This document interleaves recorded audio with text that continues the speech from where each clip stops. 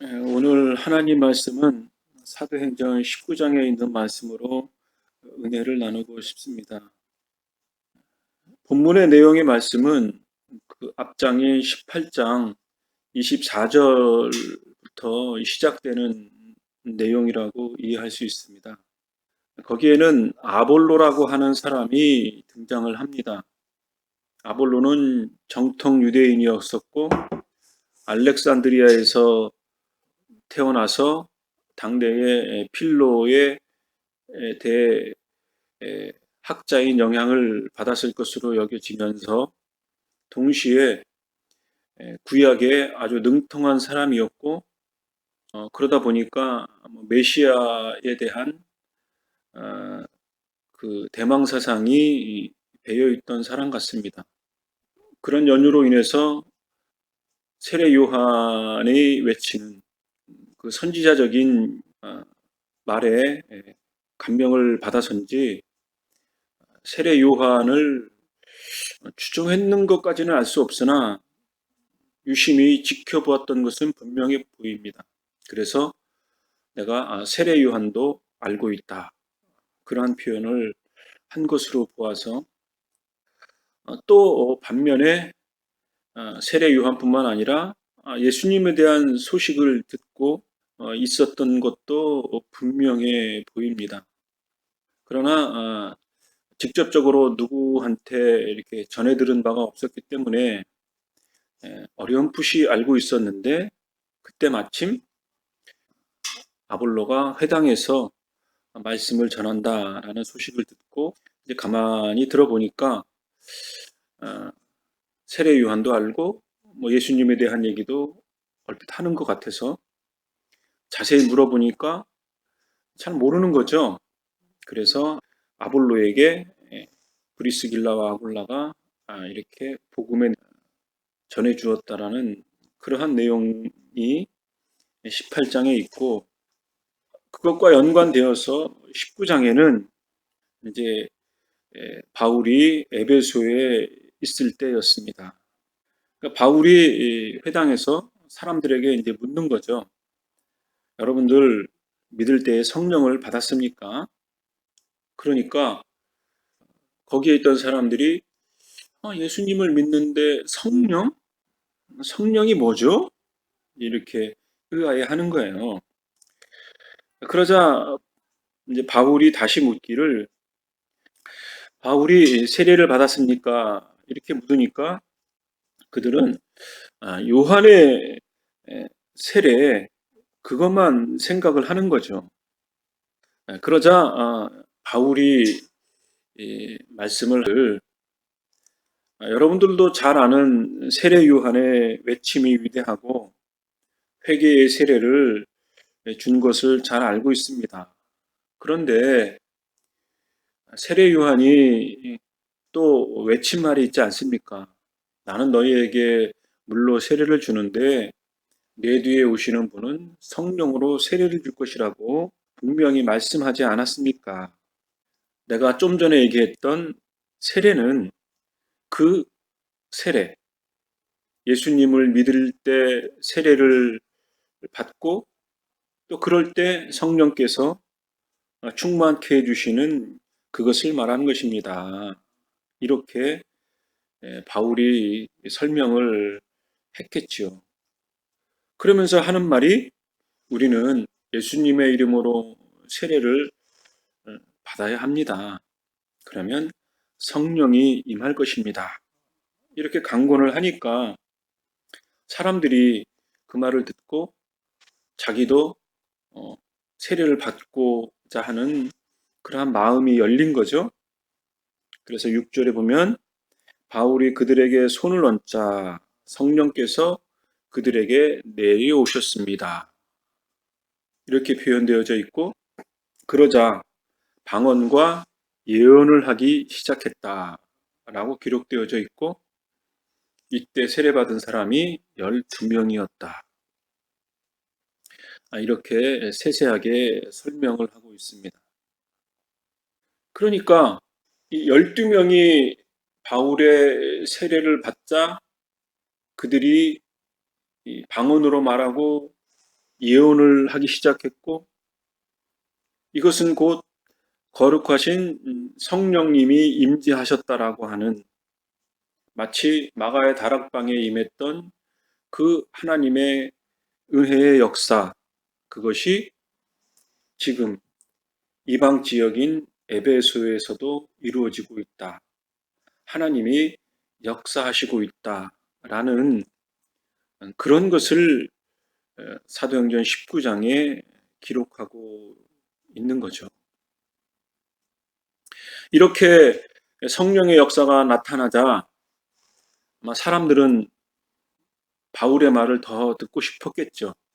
그래서 바울이 회당에 들어가서 석 달 동안 하나님의 말씀을 담대하게 전했다고 했고, 또 하나님의 나라에 관해서는 토론도 하고 설득도 하고 그들과 교제를 나누었다. 그런 의미겠죠. 그럴 때 어떤 사람들은 마음이 굳어져서 바울의 말을 조롱하기도 했을 거고, 때로는 욕도 했겠죠. 그러면서 바울을 비난을 했을 것입니다.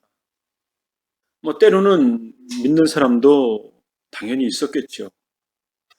이런 일이 있은 후에 연관되어져서 우리들이 잘 알고 있는 두란노 서원, 쉬운 성경에는 두란노 학원 이렇게 되어 있는데, 거기에서 사람들이 많이 모여서 예수님에 대해서, 하나님의 나라에 대해서 토론을 아주 장기적으로 했습니다. 그래서 10절에는 2년 동안 이 일을 계속했다고 했습니다. 그러니까 우리가 신약 성경에 에베소서라는 부분이 있지 않습니까?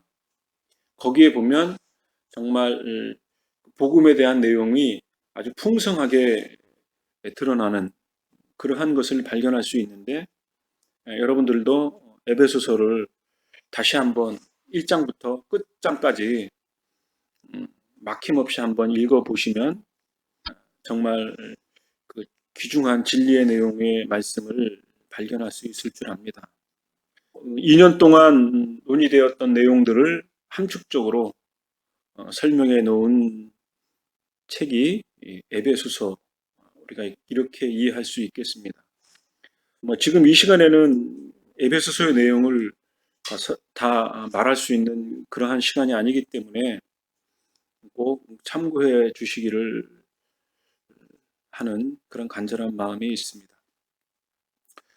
두 번째로는 좀 재미난 일인데,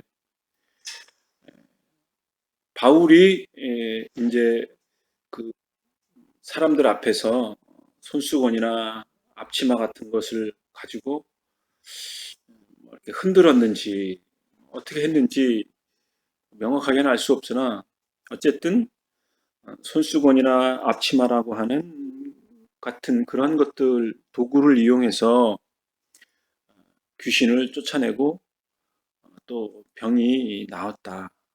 그런 이야기입니다. 단순히 수건이나 앞치마 그 도구의 문제가 아니고, 바울에게 임했던 성령님의 능력이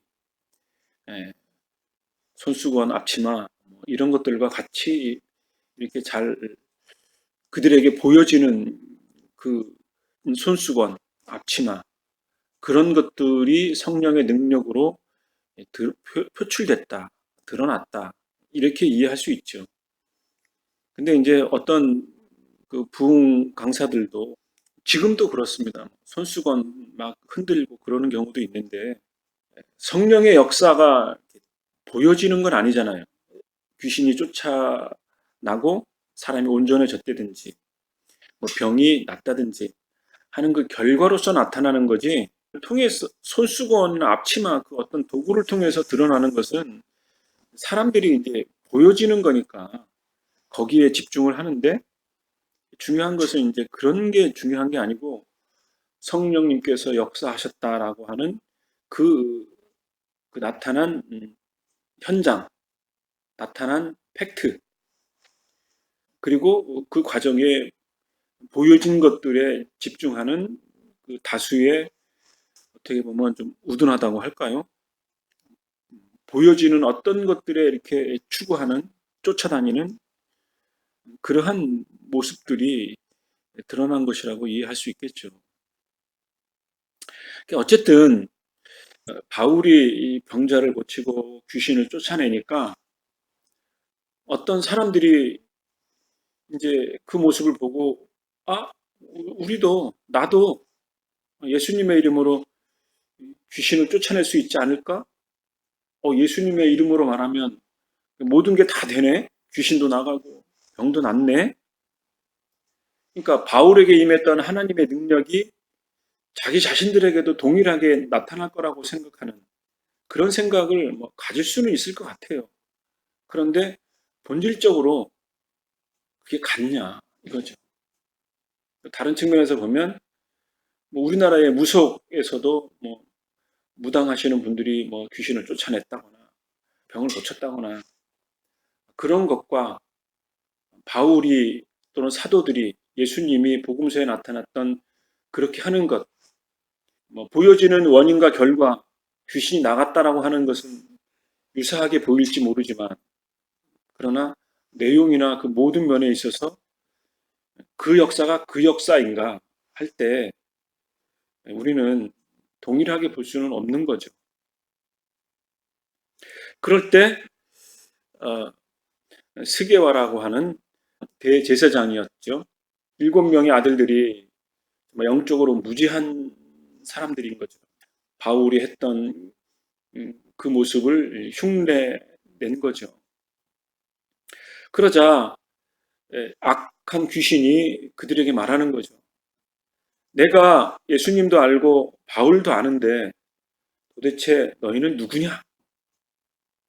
예수님, 그 거룩하신 하나님의 아들 예수 그리스도, 그리고 그에게 나타났던 바울, 그 바울에게는 그 바울의 그 모습 속에 그 안에 거룩하신 성령님의 역사하시는 능력이 귀신들도 아는 거죠. 그런데 대제사장의 아들이라고 유대인의 종교적인 영향력에 있는 그 아들들이라 할지라도 그 안에는 성령님이 역사하시지 않는 거죠. 그런데 단순히 예수님의 이름으로 귀신을 쫓아낸다고 했을 때 귀신이 한 말이 도대체 너희는 누구냐? 이렇게 귀신이 되묻는 거죠. 뿐만 아니라 그 7의 아들에게 귀신이 들어가서 그들을 때리고 옷을 찢고 발가벗긴 채로 그들에게 욕을 보이니 그들이 도망쳤다는 거죠. 이렇게 성령의 세례의 역사, 그리고 이 바울에게 임했던 귀신을 쫓아내는 것, 병을 낫게 하는 것, 그리고 그것을 흉내내었던 어리석은 영적으로 무지했던 7명의 대제사장 아들, 망신당한 이 일들을 통해서 바울의 이름이 더 많이 알려졌겠지요. 그러자 마술을 부리는 일부의 사람들은 바울에게 감동을 받고 또 권면의 말도 들었겠죠. 그래서 그들이 마술책을 가지고 습득했던 그런 모든 책들을 성경에는 은 5만 개라고 써 있거든요. 아마 그게 대단히 큰 금액이었겠죠. 은어 하나가 당시 하루의 성인 품삯이었으니까 5만 개면은 5만 일의 품삯의 양이니까 엄청난 액수겠죠. 그것들을 다 불태웠다고 했습니다. 이렇게 그 예수님의 이름과 복음의 능력, 하나님의 나라가 많은 사람들에게 전해지게 되었고 화자가 됨으로써 정말 예수님이 참되신 하나님의 아들이시고 그리스도이시고 생명이시고 귀신을 능가하는 그 위대하신 분이시구나 하는 사실들을 한 사람 한 사람씩 알게 되어지는 거죠. 그리고 다음의 내용의 말씀은 데메드리오라고 하는 은 세공인이 있었습니다.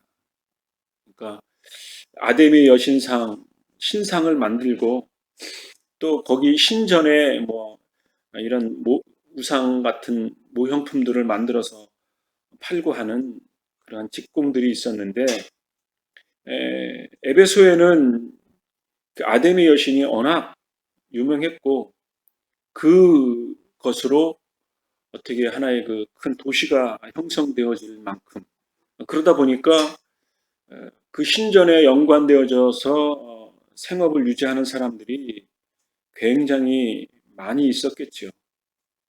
그래서 우리의 사업이 명성을 잃게 될 위협이 있다. 우리의 신전을 우습게 여기는 그러한 모습이 있고 아담의 여신의 위험이 땅에 떨어질 것이다.